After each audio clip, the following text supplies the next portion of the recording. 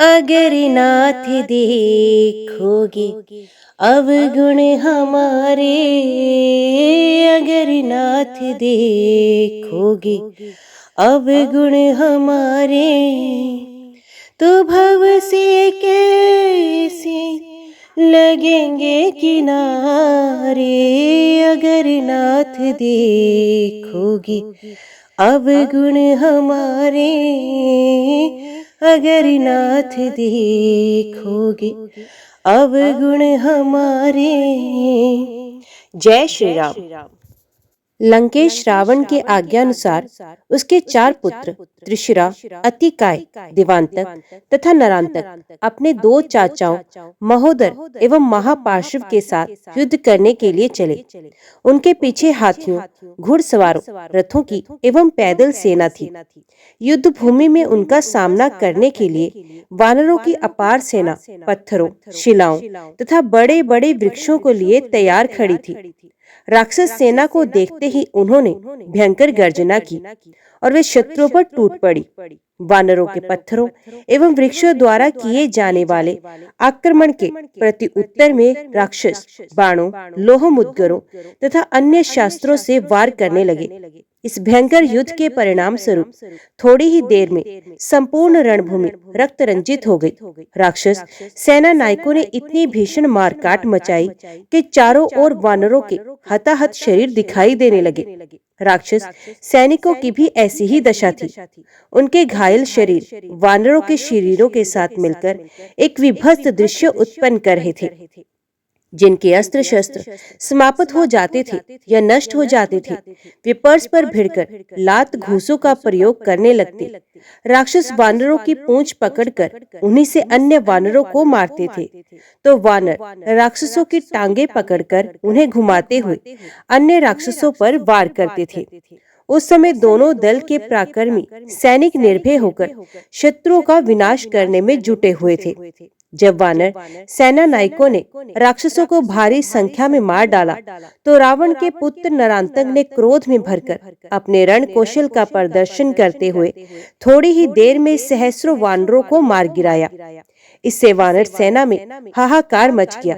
ये हाहाकार सुनकर अंगद ने क्रोधित होकर नरांतक को ललकारा। अंगद की ललकार सुनकर नरांतक ने गरजते हुए उसके वक्ष पर प्रास का वार किया, किंतु अंगद ने फुर्ती से प्रास को तोड़कर नरांतक के रथ पर ऐसी लात जमाई कि उसका रथ पृथ्वी पर लुढ़क गया और उसके चारों घोड़े गिरकर मर गए। नरांतक रथ से कूद पड़ा और अंगद के सर पर घूंसे ही घूंसे बरसाने लगा। तब अंगद ने भी बड़े जोर से उसकी छाती में घूंसा मारा, जिससे उसकी आंखों की पुतलियां फिर गई। वे रक्त वमन करता हुआ पृथ्वी पर ऐसा गिरा कि फिर वे कभी जीवित नहीं हो उठा। नरांतक के मरते ही वानर सेना में हर्षनाद किया। नरांतक के वध होते ही हाथी पर सवार रावण का भाई महोदर अंगद की ओर बढ़ा। भाई की मृत्यु का प्रतिशोध लेने के लिए देवांतक और त्रिशरा भी अपने अपने रथ दौड़ाते हुए अंगद को मारने के लिए झपटे। तीनों महारथी एक साथ अंगद पर बाण छोड़ने लगे। तीनों के आक्रमणों का मुकाबला करते हुए अंगद ने सबसे पहले महोदर के हाथी को एक ऐसी लात जमाई कि वे गंभीर गर्जना करता हुआ मैदान से भाग निकला। अंगद ने भागते हुए हाथी के दांत उखाड़कर उनसे ही शत्रु का संहार करना आरंभ कर दिया। जब हनुमान ने अंगद को 3 महारथियों से घिरा देखा, तो उन्होंने लपक कर देवांतक की छाती में इतने जोर का मुक्का मारा कि वे वहीं तड़प कर ठंडा हो गया। अपनी आंखों के सामने देवांतक को इस प्रकार मरते देखकर त्रिशरा और महोदर के नेत्रों से ज्वाला फूटने लगी। उन दोनों ने भयंकर बाणों की मार से अंगद, हनुमान सहित अनेक सेना नायकों को व्याकुल कर दिया। नील ने अपने वीरों को इस प्रकार घायल होते देख किलकिलाकर एक बहुत भारी शिलाखंड उखाड़ा, फिर उसे महोदर के सर पर दे मारा। उसके नीचे महोदर पिसकर मर गया। इसके मरने पर त्रिशरा ने वानर सेना पर एक साथ अनेक बाण छोड़े, किंतु इस समय वानर सेना का साहस बढ़ा हुआ था। और नरांतक, देवांतक तथा महोदर जैसे सेनापतियों के मारे जाने के कारण राक्षस सेना के पैर उखड़ने लगे थे। अवसर पाकर हनुमान ने कूदकर त्रिशरा का सर धड़ से अलग कर दिया। इस प्रकार 4 महारथियों के मारे जाने पर महापार्श्व ने क्रोध से उन्मत्त होकर लोहे की भारी गदा से वानरों पर वार करना आरंभ कर दिया। देखते ही देखते 20 वानर उसकी क्रोधा अग्नि में जलकर स्वाहा हो गए। उस समय उसकी रक्त रंजित गदा प्रलयंकार अग्नि की भांति वानरों को अपना ग्रास बना रही थी। इस पर ऋषभ नामक तेजस्वी वानर योद्धा ने क्रुद्ध होकर महापार्श्व को बड़ी जोर से लात मारी। उस आघात को ना सह सकने के कारण महापार्श्व पृथ्वी पर गिर पड़ा। उसके गिरते ही वानर सेना ने चारों ओर से उसे घेर कर उसका शरीर नखों और दांतों से फाड़ डाला, जिससे वे तड़प तड़प कर मर गया। इन 5 महारथियों की मृत्यु से सेनापति अतिकाय को बड़ा क्रोध और क्षोभ हुआ। वे अपना विशाल रथ लेकर वानर सेना में घुस गया। उसे अपने बल पर बड़ा गर्व था, क्योंकि वे अनेक बार देवताओं और दानवों को लोहे के चने चबवा चुका था। उसके भयंकर संहार से त्रस्त वानर सैनिक त्राही त्राही करते हुए रामचंद्र जी के पास पहुंचे। उसके विराट रूप और अद्भुत रणकौशल को देखकर उन्होंने विभीषण से पूछा, हे विभीषण, ये पर्वताकार अद्भुत वीर सेनानी कौन है जो वानर सेना का प्रलयंकार विनाश कर रहा है? विभीषण ने बताया, ये रावण का पुत्र अतिकाय है। मंदोदरी इसकी माता है। साहस और पराक्रम में ये रावण से किसी भी प्रकार में कम नहीं है। इसने अपनी तपस्या के बल पर दिव्य कवच तथा रथ प्राप्त किए हैं। सहस्रों बार इसने देवताओं और दानवों को परास्त किया है। इसलिए आप इसे मारने का शीघ्र ही उपाय करें, अन्यथा ये हमारी संपूर्ण सेना का विनाश कर देगा। इतने में वानर सेना में अभूतपूर्व मारकाट मचाता हुआ अतिकाय रामचंद्र जी के पास अपना रथ दौड़ाता आ पहुंचा और उनसे क्रोध तथा गर्व पूर्वक बोला, हे तुच्छ मनुष्यों, तुम दोनों भाई मेरे हाथों से क्यों इन बेचारे वानरों का नाश कराते हो? इन्हें मारने में ना तो मेरा पराक्रम है, ना ही मेरी कीर्ति। इसलिए मैं तुमसे कहता हूँ कि यदि तुम में युद्ध करने की क्षमता और साहस हो तो मेरे साथ युद्ध करो, अन्यथा लौट जाओ और वानर सेना से युद्ध बंद करने के लिए कह दो। अतिकाय के दर्प भरे वचनों को सुनकर लक्ष्मण बोले, अरे राक्षस, तू बढ़ चढ़कर जितनी बातें बना रहे हैं उतना वीर तो तू दिखाई भी नहीं देता। तेरा सर तेरे धड़ से मैं उसी प्रकार अलग कर दूंगा जिस प्रकार आंधी पके हुए ताड़ के फल को गिरा देती है। संभाल अपने अस्त्र शस्त्र और देख मेरे बाण तेरे वक्ष का कैसे रक्तपान करते हैं। लक्ष्मण के ये कठोर वचन सुनकर अतिकाय ने क्रुद्ध होकर एक जलता हुआ बाण उन पर छोड़ा। लक्ष्मण ने उस सर्पाकार बाण को अपने अर्धचंद्राकार बाण से काटकर दूसरा अग्नि बाण उसके मस्तक को लक्ष्य करके छोड़ा, जो सीधा उसके मस्तक में घुस गया, जिससे रक्त का फुहारा फूट निकला। एक बार तो वे थर्रा गया, किंतु शीघ्र ही संभल कर वो फिर आक्रमण करने लगा। दोनों ही वीर अपनी अपनी रक्षा करते हेतु अद्भुत रण कौशल का परिचय देने लगे। अतिकाय बार बार सिंह गर्जना करके लक्ष्मण को आतंकित करना चाहता था, किंतु इस गर्जना का उन पर उल्टा ही प्रभाव पड़ रहा था। जितना ही वे अधिक जोर से गरजता, उतने ही अधिक कौशल और स्फूर्ति से लक्ष्मण बाणों की वर्षा करते। जब अतिकाय का हस्त लाघव क्षीण होता दिखाई नहीं दिया, तो लक्ष्मण ने क्रुद्ध होकर उस पर ब्रह्म शक्ति छोड़ी। अतिकाय ने उसे प्रत्याक्रमण करके रोकने का निष्फल प्रयास किया। उस ब्रह्म शक्ति ने अतिकाय का सर काटकर उड़ा दिया। उसके मरते ही राक्षस सेना निराश होकर मैदान छोड़कर चली गई। युद्ध में 4 पराक्रमी पुत्रों और 2 भाइयों के मारे जाने का समाचार सुनकर रावण को बहुत अधिक दुख और रोष हुआ। हताश होकर वे सोचने लगा कि इस शत्रु से कैसे त्राण पाया जाए। अत्यधिक चिंतन करने पर भी उसे कोई मुक्ति नहीं सूझ रही थी। अंत में उसने मेघनाद को बुलाकर बुलाकर कहा, हे पुत्र, शत्रु ने अपनी सेना के सभी श्रेष्ठ योद्धाओं को एक एक करके मार डाला है। अब मुझे लंका में ऐसा कोई महावीर दिखाई नहीं देता जो राम लक्ष्मण सहित वानर सेना का विनाश कर सके। अत मेरी आशा तुम्हारे ऊपर ही टिकी है, इसलिए अब तुम ही रणभूमि में जाकर दुर्दमनीय शत्रुओं का नाश करके लंका की रक्षा करो। तुमने महाप्रकर्मी इंद्र को भी परास्त किया है तथा तुम सब प्रकार की युद्ध कला में प्रवीण भी हो, इसलिए तुम ही उनका विनाश कर सकते हो। पिता की आज्ञा के अनुसार मेघनाद दिव्य रथ में आरूढ़ होकर विशाल राक्षसी सेना के साथ युद्ध भूमि की ओर चला। मार्ग में वे विचार करने लगा कि राम और लक्ष्मण बड़े शक्तिशाली योद्धा हैं, जिन्होंने प्रहस्त, कुंभकर्ण, महोदर तथा अतिकाय जैसे पराक्रमी योद्धाओं का वध कर डाला। यदि किसी प्रकार इनका मनोबल टूट जाए तो इन पर विजय प्राप्त करना सरल हो जाएगा। इस प्रकार विचार करते हुए उसके मस्तिष्क में एक युक्ति आई। उसने अपनी माया के बल से सीता की आकृति का निर्माण किया और उसे रथ में रख लिया। इसके पश्चात वे सिंह गर्जना करता हुआ वानर सेना के सम्मुख जा पहुंचा। मेघनाद सहित शत्रु सेना को सामने देखकर वानर शीला और वृक्ष लेकर उस पर टूट पड़े। हनुमान भी एक भारी शीला उखाड़कर मेघनाद पर झपटे, परंतु रथ में दीन मलिन दुर्बल सीता को देखकर ठिठक गए। फिर उन्होंने सीता को बचाकर मेघनाद पर वार करना आरंभ कर दिया। हनुमान को लगातार अपने ऊपर वार करते देख वे एक हाथ से तलवार खींचकर दूसरे हाथ से माया निर्मित सीता के केश पकड़ उसे झकझोरने लगा। सीता की ये दुर्दशा देखकर क्रोध और संताप से विदीर्ण हुए पवन पुत्र बोले, अरे नीच, ब्राह्मण की संतान होते हुए तुझे स्त्री पर हाथ उठाते लज्जा नहीं आती? धिक्कार है तेरी बुद्धि और बल पर। एक अबला को मारकर अपनी वीरता को कलंकित करते हुए तुझे संकोच नहीं होता? रे दुष्ट, तू जानकी की हत्या करके कभी जीवित नहीं बच सकेगा। इतना कहकर हनुमान और वानर सेना पत्थर बरसाते हुए उसे मारने के लिए दौड़े, किंतु मेघनाद और उसके सैनिकों ने उन्हें रथ तक नहीं पहुंचने दिया। उनके सारे प्रयत्नों को निष्फल कर दिया। तब घोर गर्जना करता हुआ मेघनाद बोला, हनुमान, स्त्री पर हाथ डालना यद्यपि धर्म के विरुद्ध है, किंतु शत्रु को प्रत्येक प्रकार से पीड़ा पहुंचाना नीति के विरुद्ध नहीं है। इसलिए तेरे सामने ही मैं सीता का वध कर दूंगा। सीता ही सारे दुखों की जड़ है। उसके मरने के बाद ही लंका में सुख शांति स्थापित होगी। ये कहकर उसने माया से बनी सीता का सर काट दिया। सर कटते ही वानर सेना में निराशा फैल गई।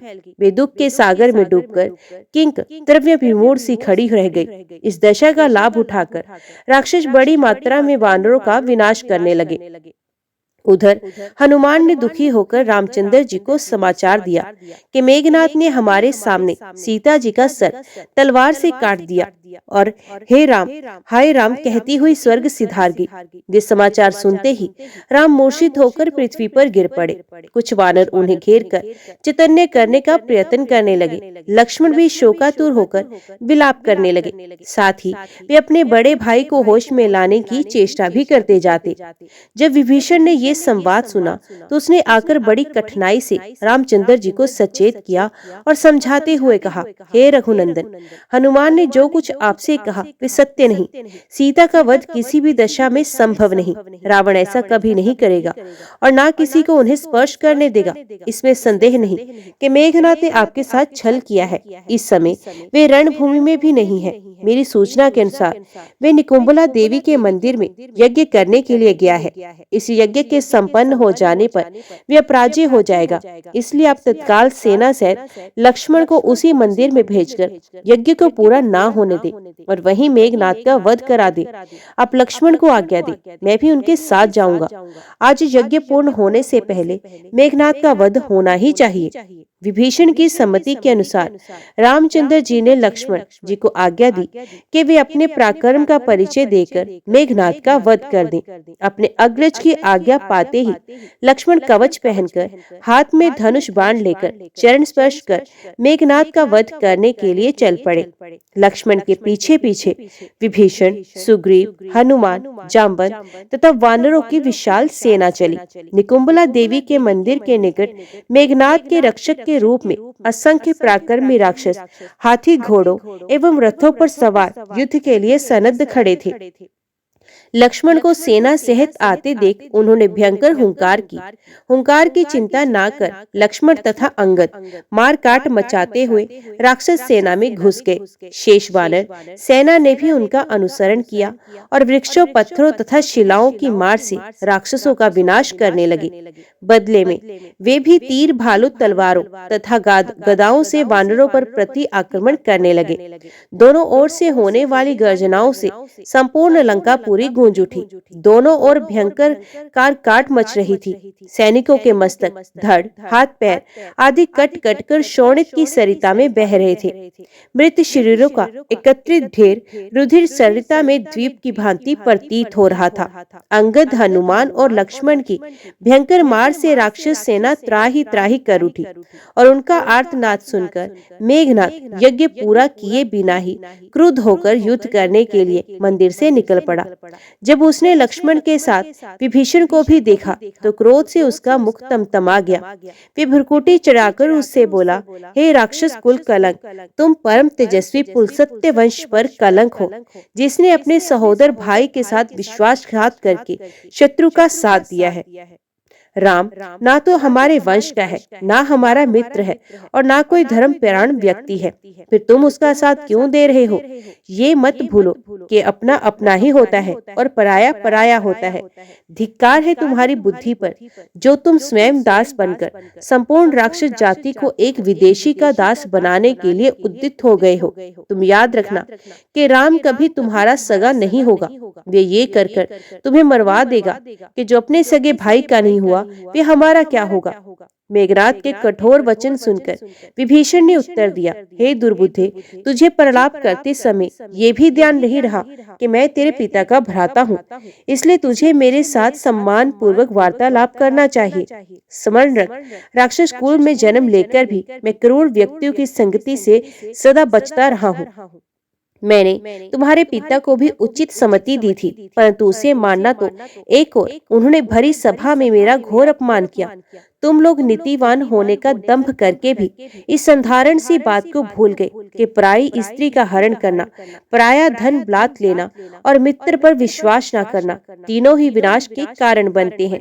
ये तीनों दुर्गुण तेरे पिता में आ गए हैं, इसलिए अब राक्षस वंश का नाश होने जा रहा है।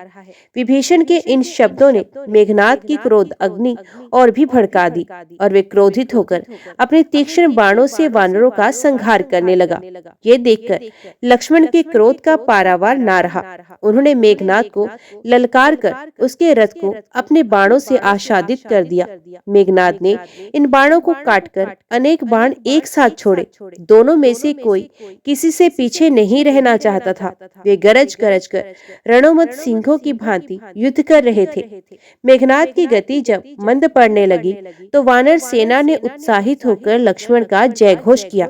इससे मेघनाद को बहुत क्रोध आया। उसने एक असंख्य बाण छोड़कर वानर सेना को पीछे धकेल दिया।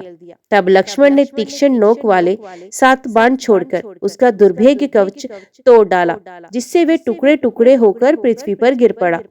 फिर तो मेघनाद ने कवचहीन शरीर में नुकीले तीर घुसकर उसके शरीर को छलनी करने लगे। इस भयंकर वार से विचलित हो गया और उसने 1000 बाण मारकर लक्ष्मण के कवच के भी टुकड़े टुकड़े कर दिए। अब दोनों मतवाले वीर बिना कवच के युद्ध करने लगे। दोनों के शरीरों में एक दूसरे के तीक्ष्ण बाण घुसकर शोणित की धाराएं प्रवाहित करने लगे। साथ ही उनके बाण एक दूसरे के बाणों को काटकर चिंगारी भी उगलते जाते थे। उनके रक्त रंजित शरीर ऐसे प्रतीत हो रहे थे मानो वन में टेसू और सेमल के फूल खिल रहे हों।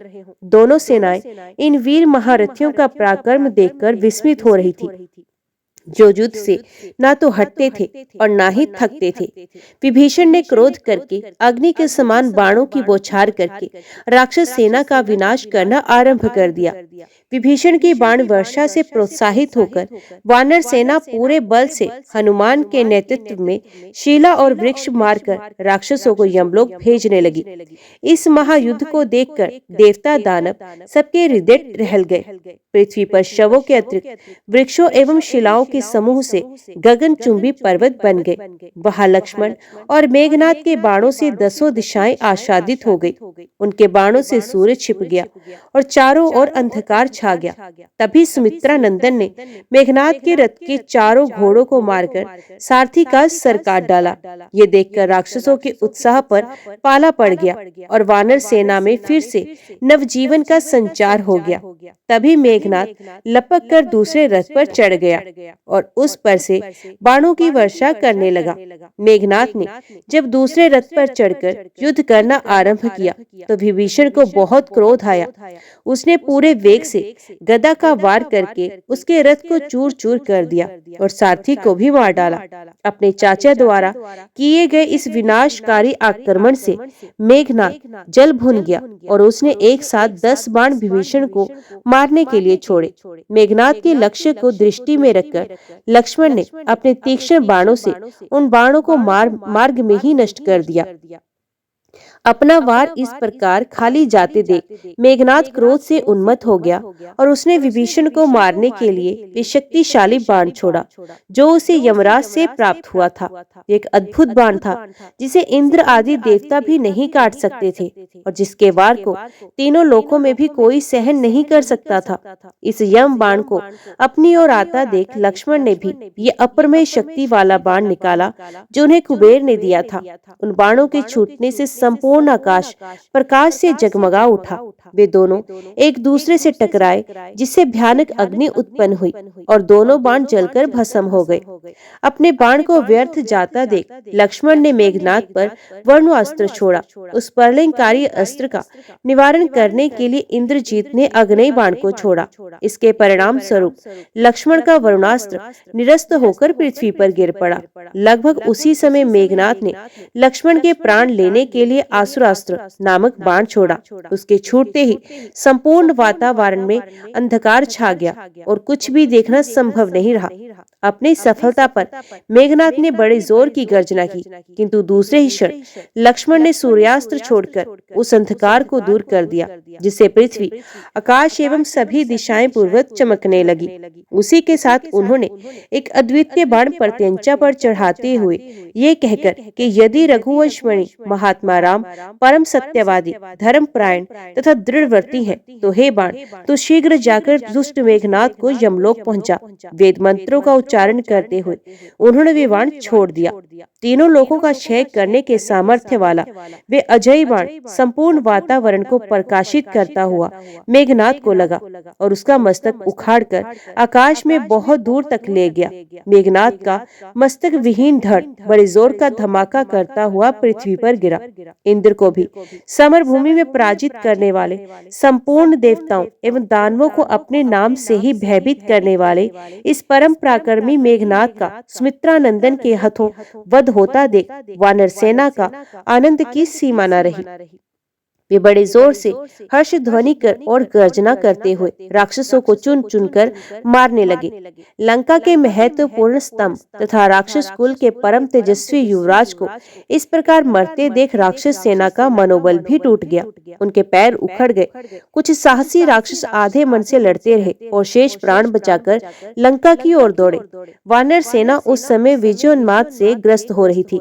उसने भागते हुए राक्षसों को भी ना छोड़ा और उन पर निरंतर पत्थरों से आक्रमण करते रहे जो उनकी पकड़ में आ गए। उन्हें नाखूनों और दांतों से चीर डाला। एक और राक्षस हाहाकार करता हुआ भागे जा रहे थे तो दूसरी ओर ऋषभ एवं वानर राम लक्ष्मण की जय जयकार करते हुए उन्हें खदेड़ रहे थे। देवताओं एवं ऋषि मुनियों के भयंकर शत्रु के मर जाने पर सब लोग प्रसन्न होकर हर्षनाद कर रहे थे। अपने पुत्र इंद्रजीत की मृत्यु का समाचार सुनकर रावण दुखी एवं व्याकुल होकर विलाप करने लगा। फिर पुत्र बधु के प्रतिशोध की ज्वाला ने उसे अत्यंत क्रुद्ध कर दिया। वे राक्षसों को एकत्रित करके बोला, हे निशाचरों, मैंने घोर तपस्या करके ब्रह्मा जी से अद्भुत कवच प्राप्त किया है।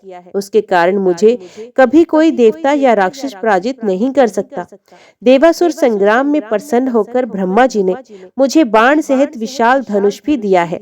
आज मैं उसी धनुष से राम लक्ष्मण का वध करूंगा मेरे पुत्र मेघनाथ ने वानरों को भ्रम में डालने के लिए माया की सीता बनाकर उसका वध किया था, परंतु मैं आज वास्तव में सीता का वध करके उस झूठ को सत्य कर दिखाऊंगा। इतना कहकर वे चमचमाती हुई तलवार लेकर सीता को मारने के लिए अशोक वाटिका में जा पहुंचा। रावण को ये नीच कर्म करने के लिए तैयार देखकर रावण के एक विद्वान और सुशील मंत्री सुपाश ने उसे रोकते हुए कहा, महाराज दशग्रीव, आप प्रकांड पंडित और वेद शास्त्रों के ज्ञाता है। क्रोध के वशीभूत होकर आप सीता की हत्या क्यों करना चाहते हैं? किंतु क्या क्रोध के कारण धर्म को भूलना उचित है? आप सदैव धैर्य पूर्वक कर्तव्य का पालन करते आए हैं, इसलिए ये अनुचित कार्य ना करें और हमारे साथ चलकर रणभूमि में राम पर अपना क्रोध उतारे। मंत्री के वचन सुनकर रावण वापस अपने महल लौट गया। वह मंत्रियों के साथ आगे की योजना पर विचार करने लगा। फिर बोला, कल हमको पूरी शक्ति से राम पर आक्रमण कर देना चाहिए। रावण की आज्ञा पाकर दूसरे दिन प्रातः काल लंका के वीर राक्षस नाना प्रकार के अस्त्र शस्त्रों से सुसज्जित होकर वानर सेनाओं से जा भिड़े। परिणाम ये हुआ कि दोनों ओर के वीरों द्वारा किए गए आक्रमण और प्रति आक्रमण से समर भूमि में रक्त की धारा बह चली, जो मृत शरीरों को लकड़ी की तरह बहा रही थी। जब राक्षसों ने वानर सेना की मार मार कर दुर्गति कर दी, तो स्वयं श्री राम ने वानरों पर आक्रमण करती हुई राक्षस सेना का देखते ही देखते इस प्रकार सफाया कर दिया, जिस प्रकार से तेजस्वी सूर्य की किरणें रात्रि के तम का सफाया कर देती हैं। उन्होंने केवल आधे पहर में 10,000 रथों, 18,000 हाथियों, 14,000 अश्वारोही वीरों और 2 लाख पैदल सैनिकों को मार गिराया। जब लंका में इस भयानक संहार की सूचना पहुंची, तो सारे नगर में हाहाकार मच गया। राक्षस नारियां अपने पिता, पति, पुत्र, भाई आदि का स्मरण करके भयानक क्रंदन करने लगी। रावण ने क्रुद्ध, दुखी और शोकाकुल होकर महोदर, महापार्श्व और विरूपाक्ष को युद्ध करने के लिए बुलावा भेजा। उनके आने पर वे स्वयं भी करोड़ों सूर्यों के समान दीप्तिमान तथा 8 घोड़ों से सुसज्जित रथ पर बैठकर उन्हें साथ ले युद्ध करने को चले। उसके चलते ही मृदंग, पाह, शंख आदि नाना प्रकार के युद्ध वाद्य बजने लगे। महापार्श्व, महोदर और विरूपाक्ष भी अपने अपने रथों पर सवार होकर उसके साथ चले। उस समय सूर्य की प्रभा फीकी पड़ गई, सब दिशाओं में अंधेरा छा गया। भयंकर पक्षी अशुभ बोली बोलने लगे, धरती कांपती सी प्रतीत होने लगी। ध्वज के अग्र भाग पर गिद्ध आकर बैठ गया, बाईं आंख फड़कने लगी। किंतु इन भयंकर अशुभ लक्षणों की ओर ध्यान ना देकर रावण अपनी सेना सहित युद्ध भूमि में जा पहुंचा। राक्षस सेना को रावण के साथ आया देखकर वानर सेना भी ललकारती हुई सामने आ पहुंची। उसे देखकर रावण का क्रोध और भड़क गया। अत्यंत क्रोधित हो उसने भारी मारकाट मचा दी। कितने ही वानरों के सर काट डाले, कितनों के मस्तक कुचल डाले, कितनों ही के वक्ष चीर डाले। जिधर भी उसकी दृष्टि घूम जाती, वही उसके बाण वीर युद्धपतियों को अपनी मार से व्याकुल कर देते। अंत में बचे घायल वानरों ने दौड़कर श्री रामचंद्र जी के पास गुहार लगाई। उनके पीछे पीछे रावण भी श्री राम के सामने जा पहुंचा। वानर सेना की दुर्दशा देखकर सुग्रीव ने सेना को संयत रखने का भार वीर सुषेण पर सौंपा और स्वयं एक विशाल वृक्ष उखाड़कर शत्रु पर आक्रमण करने के लिए दौड़ा।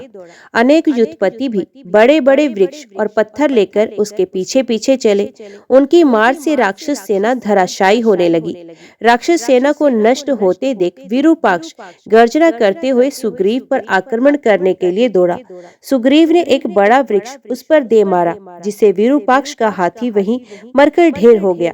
हाथी की पीठ से कूदकर हाथ में तलवार लेकर विरूपाक्ष सुग्रीव पर झपटा। दोनों में भयंकर युद्ध हुआ। उसकी तलवार से घायल होकर सुग्रीव ने क्रोध से दांत किटकिटाकर उसके वक्ष पर मुक्के का प्रहार किया। इससे वे और भी क्रुद्ध हो गया और तलवार के एक ही वार से सुग्रीव का कवच काट डाला। तब अत्यंत कुपित होकर सुग्रीव ने उस पर लगातार अनेक प्रहार किए। उसके शरीर से रक्त बहने लगा। एक एक आंख फूट गई। अंत में उसने वही दम तोड़ दिया। विरूपाक्ष के वध से कुपित महोदर ने वानर सेना में भयंकर संहार आरंभ कर दिया। जब घायल होकर वानर इधर उधर भागने लगे तो सुग्रीव ने एक बड़ी शिला उस पर दे मारी, जिसे महोदर ने अपने बाणों से बीच में ही काट डाला। फिर सुग्रीव ने एक साल वृक्ष से उस पर आक्रमण किया, किंतु उसने उसे भी काट डाला। जब सुग्रीव ने मारने के लिए परिध उठाया तो महोदर ने गदा से आक्रमण करना आरंभ कर दिया। युद्ध में जब परिध और गदा दोनों टूट गए तो वे दोनों एक दूसरे पर मुक्कों से वार करने लगे। दोनों में से कोई भी हार मानने को तैयार नहीं था। तभी सुग्रीव और महोदर ने वहां पड़ी तलवारों को उठा लिया। महोदर ने तलवार से सुग्रीव का कवच काटने के लिए आक्रमण किया तो तलवार कवच में अटक गई। जब वे तलवार को खींच रहा था तभी सुग्रीव ने उसके सर को धड़ से अलग करके उसे यमलोक पहुंचा दिया। महोदर को मर जाने पर महापार्श्व सुग्रीव पर तीक्ष्ण हथियारों की मार करता हुआ टूट पड़ा। सामने जामवंत और अंगद को देखकर उसने अपने बाणों से दोनों को घायल कर दिया। इससे अंगद के नेत्र क्रोध से लाल हो गए। उसने एक परिध को उसकी ओर इतने वेग से फेंका कि उसके हाथ से धनुष और सिरस्त्राण छूटकर दूर जा गिरे। इससे क्रोधित होकर महापार्श्व ने एक तीक्ष्ण परशु अंगद पर फेंका, किंतु अंगद ने उसका वार बचाकर पूरी शक्ति से राक्षस के सीने पर घूसा मारा। वज्र के समान घूसा पड़ते ही उसका हृदय फट गया और वे वहीं पर मरकर धराशायी हो गया। इधर जब रावण ने अपने तीनों पराक्रमी वीरों की मृत्यु का समाचार सुना तो उसने अपने तामस नामक अस्त्र से वानरों को भस्म करना आरंभ कर दिया। रावण को विशाल वानर सेना का संहार करते देख राम और लक्ष्मण अपने अपने धनुष बाणों को लेकर युद्ध करने के लिए तैयार हुए। सबसे पहले लक्ष्मण ने अपने बाणों से रावण पर आक्रमण किया। रावण लक्ष्मण के बाणों को काटते हुए श्री राम जी के सामने जा पहुंचा। उन पर बाणों की वर्षा करने लगा। राम ने भी इसका उचित उत्तर दिया और दोनों ओर से भयंकर युद्ध होने लगा।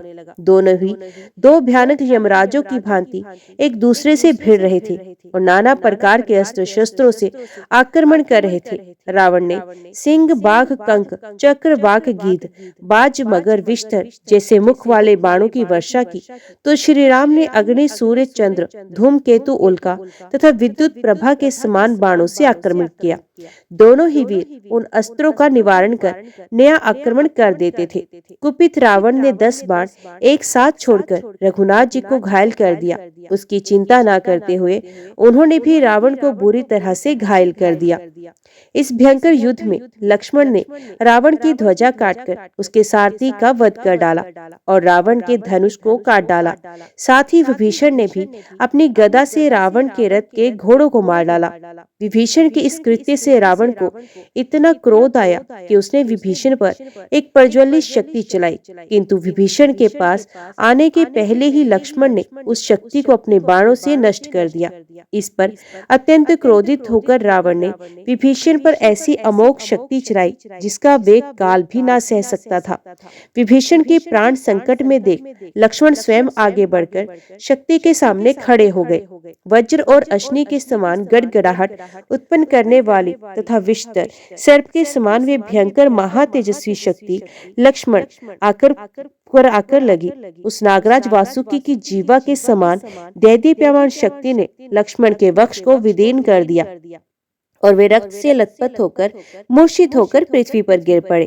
वानरों ने उस शक्ति को लक्ष्मण के शरीर में से निकालने का भरसक प्रयत्न किया, किंतु सफल ना हो सके। अंत में श्री राम ने पूरी शक्ति लगाकर दोनों हाथों से खींचकर उसे बाहर निकाला और तोड़कर भूमि पर फेंक दिया। जब तक राम शक्ति को खींचकर निकालते रहे, रावण निरंतर बाणों की वर्षा करके उन्हें घायल करता रहा। शक्ति निकालकर उन्होंने शीघ्र ही रावण को मार डालने की प्रतिज्ञा की। फिर वे रावण के साथ भयानक युद्ध करने लगे। जब रावण उनके बाणों को ना सह सका तो वे घायल होकर रणभूमि से भाग गया। श्री राम लक्ष्मण के पास बैठकर नाना प्रकार से विलाप करने लगे। उनके विलाप से दुखी सारी वानर सेना रोने लगी। तभी सुषेण ने कहा, हे वीर शिरोमणि, आप दुखी ना हो, ये जीवित हैं, इनकी हृदय गति चल रही है। फिर हनुमान से कहा, तुम शीघ्र ही महोदय पर्वत पर जाकर विशल्य करणी, सावन्य करणी, संजीव करणी तथा संघारी नामक औषधियां ले आओ।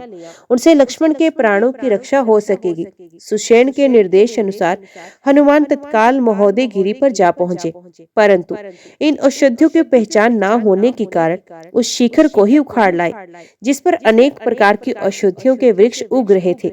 सुषेण ने इनमें से औषधियों को पहचान कर उनको कूट पीसकर लक्ष्मण को सुंघाया। इससे वे थोड़ी ही देर में स्वस्थ होकर उठ खड़े हुए। जय श्री राम। आज की वीडियो में इतना ही। उम्मीद करती हूँ वीडियो आपको पसंद आई होगी। वीडियो पसंद आई हो तो वीडियो को लाइक और चैनल को सब्सक्राइब जरूर कीजिएगा। जय श्री राम लिखकर कमेंट बॉक्स में अपनी हाजिरी और अपने सुझाव देना ना भूलेगा। तो मिलते हैं अगली कथा अगले अध्याय के साथ। तब तक के लिए देखते व सुनते रहिए। जय मां कंजक, जय माता दी।